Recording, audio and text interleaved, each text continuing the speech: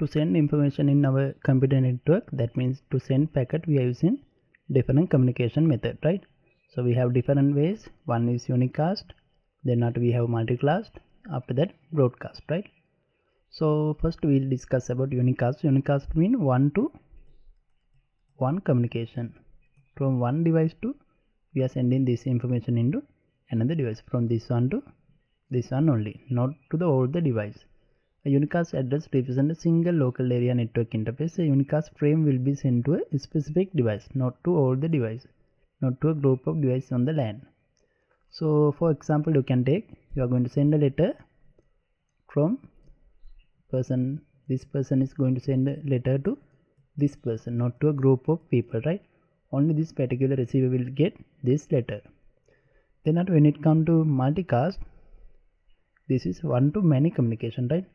We have one sender, information will be sent to many destination.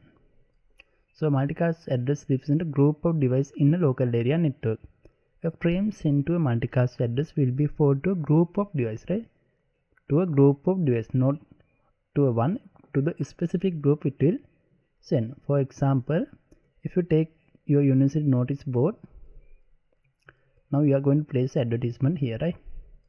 You have placed advertisement in your university notice board. When you place this advertisement, this will be seen by only the people in your university. That means specific group. It will be a staff or student which is inside your university. Outsiders can't see, right? So one to many communication, but this one will be sent to a specific group. Then we have broadcast, right? For the broadcast, you can take example. You are placing advertisement in the public road, right? So in public road, you are placing advertisement. Then everyone in this public road will see. All the people can see this information. So broadcast address represents all devices on the LAN. Frame sent to broadcast address will be delivered to all devices on the LAN. So it will not a specific group. It will send this information to all the devices.